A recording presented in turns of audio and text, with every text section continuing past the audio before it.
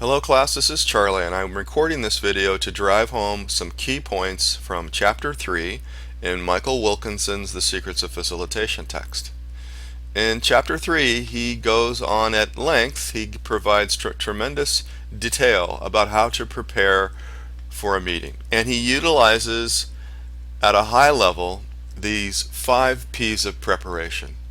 And then it's important to spend time with the text and think about how you would apply each of these P's, whether it's purpose, product, participants, probable issues, or process, how you would identify underneath what success looks like when you communicate the purpose or the product, those participants who are going to attend or who you think should attend, the probable issues, and the process you're going to utilize to achieve a successful session.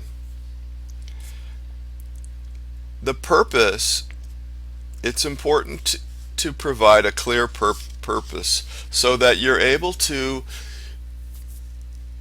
gain consensus from everyone who's involved with the meeting on why we're here. It sounds really simple to do, but how many sessions have we been in where it wasn't really clear why we were meeting? It's just that there was some subject line to talk about perhaps something about a project, but the specific purpose of the meeting was often absent.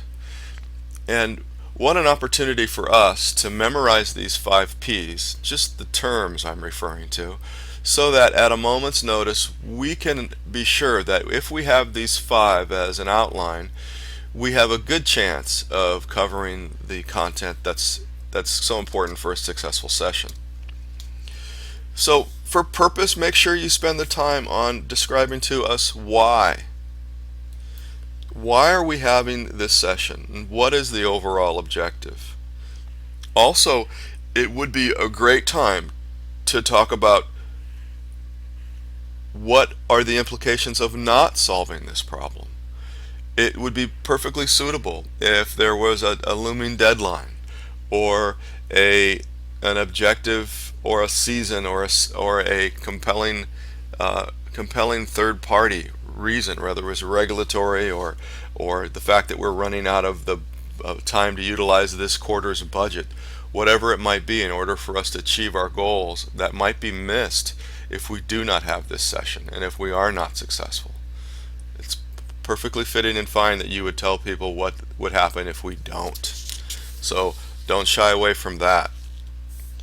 Then he talks about product and the desired products for the principals conference in the textbook. They talk about consensus on a general approach to standards, key strategies, and high-level implementation timeline with roles and responsibilities. Well, these 3 elements are going to be very consistent in a lot of our projects, perhaps not with the exact same terms. Consensus on a general approach to standards is kind of specific to this use case. But if it was consensus on a general approach to a project, or a consensus on just what the scope of the project was, and the key strategies that we were trying to align to or to deliver upon, and then a high-level timeline of when we were going to do this project, that happens quite often. So it's a good example for us to utilize the case study that is provided and spend some time thinking about them. So make sure you're doing that when you're working within the text, is to have some time to be a bit reflective about this. And in the product, he talks about these 3 H's. You want to deliver these 3 H questions prior to having the session. What is it you want people to have in their hands? What is it you want people to walk away with? What knowledge? And what do you want them to have in their heart, so their beliefs that they didn't have before the meeting started? This is an advanced concept that very few people who have not been through some high quality facilitation training are hoping or even considering having people walk away with all three of these. And this is just goes to show you how much time or preparation could be involved in a highly effective meeting. And don't short circuit your meeting by not considering these things. It's really one thing to have a successful session where people feel engaged, the results are good. We make some movement away from where we were before the meeting to a better place when we leave the meeting. But plan for exactly what it is that you want them to have in their hands, hearts, and heads. Okay? Then he talks about the participants. And this is where getting feedback and communicating up front with the people who are key to the meeting about who you're going to involve. This is a critical one, something you can't gloss over. Spend some time reflecting on this and make sure that